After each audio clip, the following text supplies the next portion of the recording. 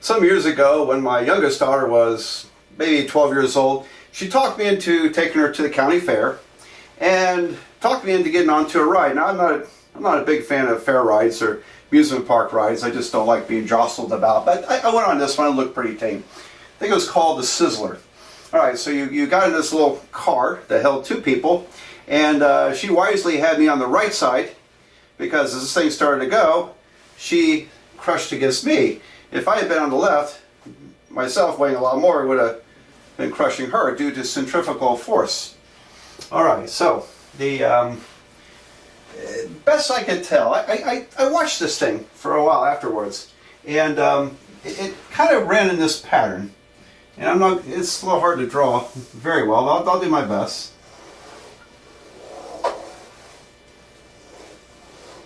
All right, so 1, 2, 3, 4, 5, 6, 7. This is a 7-petal flower in pattern. And so you got on the car and we just swoop you around like this and bring you back. Now you really didn't go through the center, so this isn't quite the accurate diagram. You did, there has to be a center spindle, but you went around like this, and we just take you around. And when I studied, it looks like about 7 of those rotations would get you back to start. I'm not sure that's quite exact, but it was close. We'll call it 7. So here you can tell this is not a fantastic diagram of a 7-petal flower because the correct one would be very symmetrical. And the distance I estimated as about 24 feet. The radius, 24 feet. I did time it, and I forgot how long it took to do the complete 7 cycle there. But you couldn't easily represent that with x and y coordinates. For one thing, it's not a function in x and y coordinates. It doesn't pass the vertical line test. And so, but it's a very complicated matter in rectangular coordinates. It turns out that polar coordinates describe this fairly easily. And it's a function, r. And I'm kind of asking you to take my word for it because I don't want to, right now, try to justify all this. But I just wanted to show you some examples of why are polar coordinates interesting. So r theta, in this problem, for 7-petal rows would be 24 cosine 7 theta. How about that? So that, if you were to punch that in on a graphing calculator, if you figured out how to do this correctly, you should get that diagram. Now, of course, you would have to do a lot of fiddling around with with various parameters for r and theta. And so it's a complicated matter doing this on graphing calculators, but there it is, 24 cosine 7 theta. Now, in order to take the time into account, you'd have to figure out the period or the frequency. And so you could rewrite this as 24 cosine, let's see, 7 omega t. Okay, so if I replace theta with omega t, we have angular velocity and time. So this, in effect, puts it into motion according to time. And so if you saw my video on simple harmonic motion, that would make a little more sense. So anyway, this is how you can do it. Now, the people that build these rides, they have engineers involved, and they could tell you, or they could have calculated the force, the centrifugal force. Is that right? Centrifugal force, whatever it is that riders would experience. And so as you get close to the edge here, you're approaching the tightest turn. The tightest turn is going to give you the greatest force. It's like when you turn the corner of a car sharply, you get thrown to one side. Well, you definitely get thrown to one side here. And how much is that force? How much is that acceleration? You can relate it to g forces. And 1g is one gravitational force. So we experience 1g at all times on Earth. But if you experience 2g in some ride, then your body would feel like it weighs twice as much. Okay. And so people that design amusement park rides, especially the more more wilder ones have to think about the g-forces on their customers. And but anyway, let me, before I erase this picture, this is polar really makes this a lot easier. To try to put this in x-y coordinates, it would be humongously complicated. Okay, but actually in this form, it's quite easy to determine the position and acceleration at any time. So using a little physics and calculus, you can play with this and determine the acceleration and in the position at any time. So that would be a step beyond this. Okay, let's see. So amusement park rides, you know, some of the more dangerous ones are, of course, are the roller coasters, and so designers of roller coasters, especially if they're pushing the envelope, you know, at some point, you know, this thing climbs this rickety track up here, makes a lot of noise, and gradually slows it. Gives you a lot of time. They give you a lot of time to think of it as you go up the ramp, right? And then you get to the top, and then you go spinning down like this. All right. Well, these are curves, and in some cases, those curves may be easier to represent in polar form than in rectangular form. But the engineers have to determine what's the maximum force, g-force, on the riders, and that's why they may have some rides may have warnings. You know, you have to be a certain height, or if you have blood pressure problems, or maybe if you're pregnant past a certain date, you know, they probably restrict those who ride that way. Anyway, there are g-forces down there, and if sometimes polar coordinates are easier. So let me give you another example. But while I'm racing here and drawing, the things that rotate, things that spin around, tend to be easier to represent with polar coordinates, and so they're quite useful. All right, my favorite problem I've ever thought of, and it was an interesting surprise when I first worked it. I had this record album in my office at work, and that old LP, 12-inch LP record album. And I'll ask my Calculus 2 classes, let's figure out how long the groove is. So if you've seen these LPs, they have a little tiny groove that spirals in or spirals out, depending on how you want to look at it. And so we put it on the record player, you put the needle on the outside, and the way it's spun, the needle would work its way in according to the spiral. And as it ran across the grooves, that creates vibrations, which are amplified and reproduce the music that was recorded onto that. All right, so how would you begin to figure out how long the groove is? So it ends up being a very interesting class discussion. I ask them, well, what do you want to know about this? Well, I don't know. How big is it? And eventually they want to know, where does the groove start on the inside and where does it end on the outside? And so and this is just a rough graph. It spirals out and eventually ends here. So they have to know this distance and this distance. And then they would say, well, how many grooves are there? So, well, there's only one groove. No. How many, if you want to cross here, how many would there be? I don't know. I don't, and my eyes aren't good enough to count that.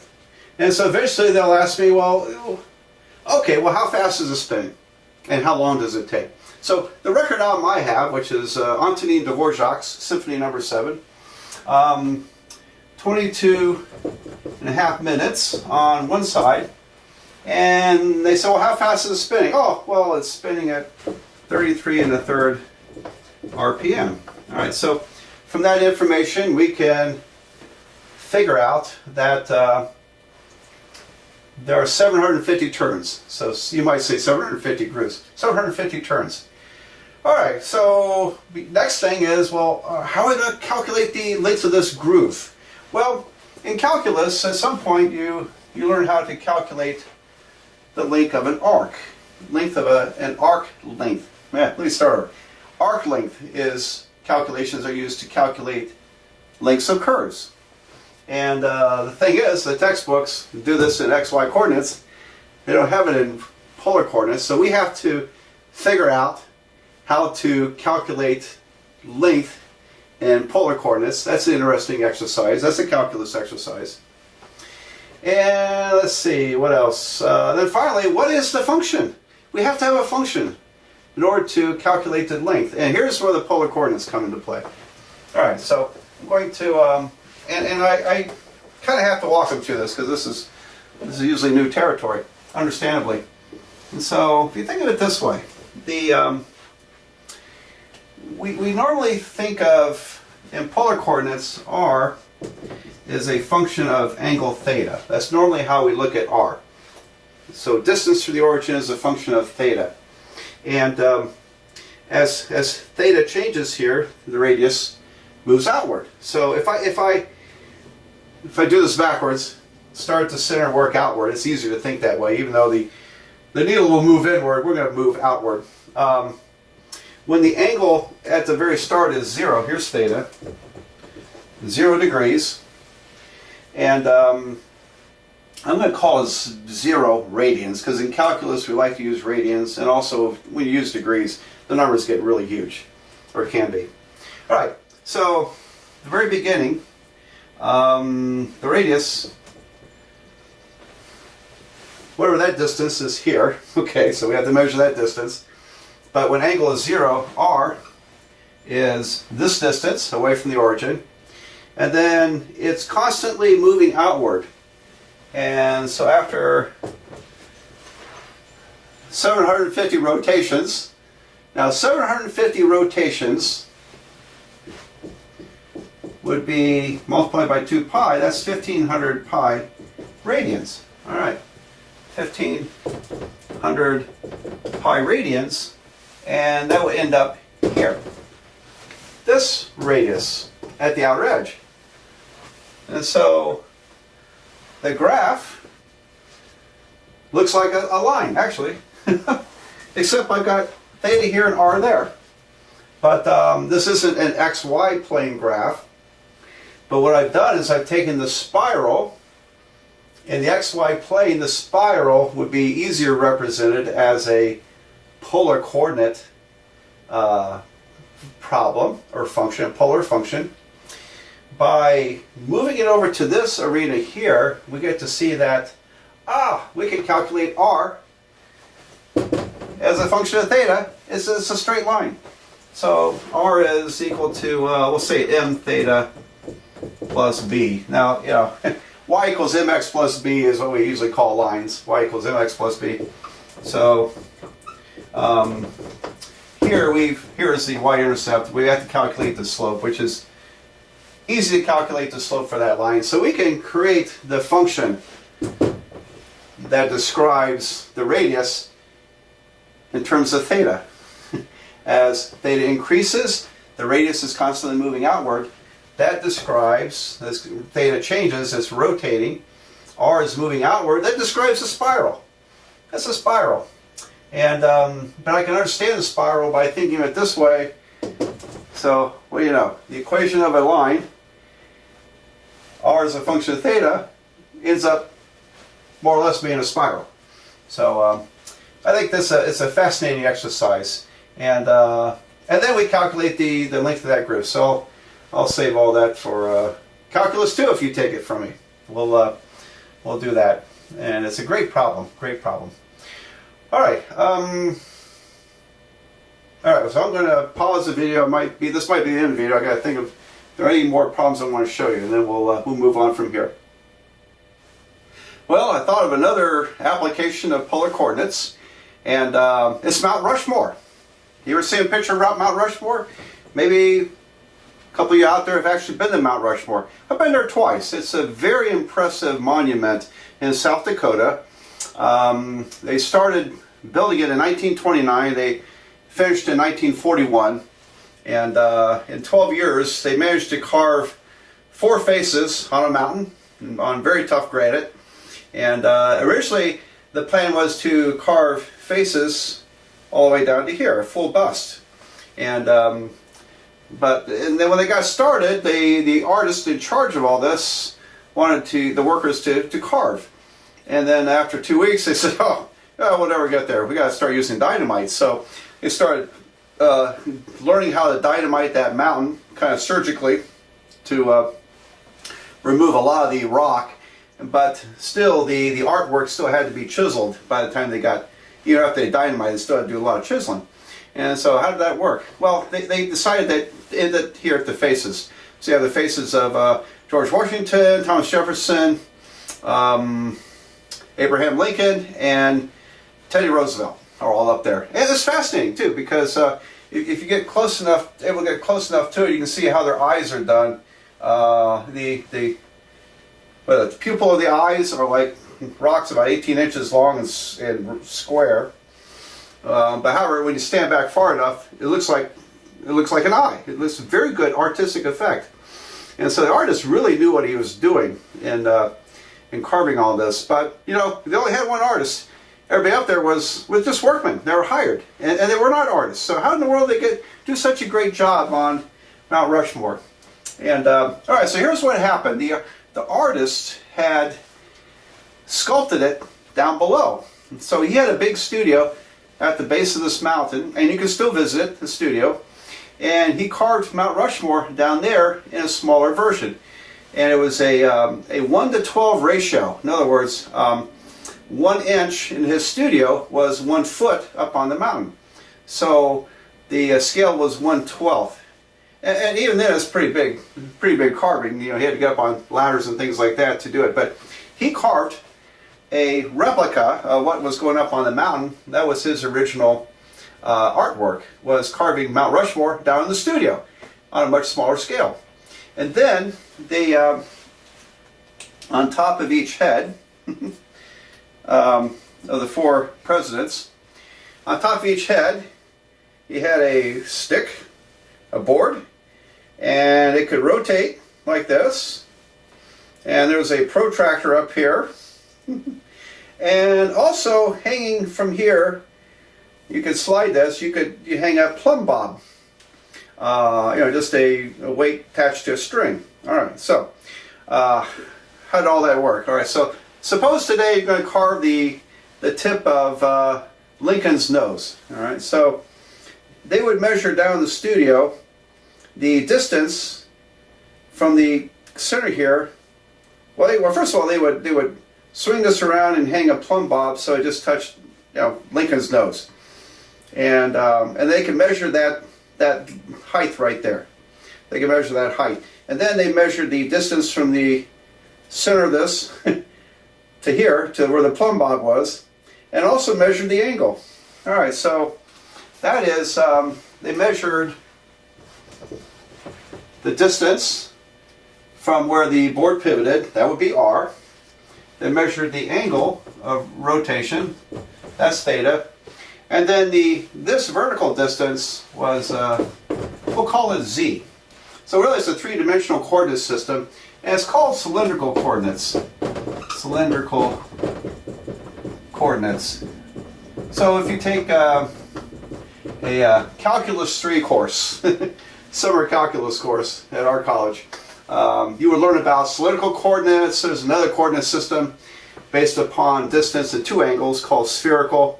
And you can create coordinate systems. And we learn how to do the calculus with those coordinate systems. So it's fascinating when we get into 3 dimensions. So the cylindrical coordinate system is a 3-dimensional version of the polar.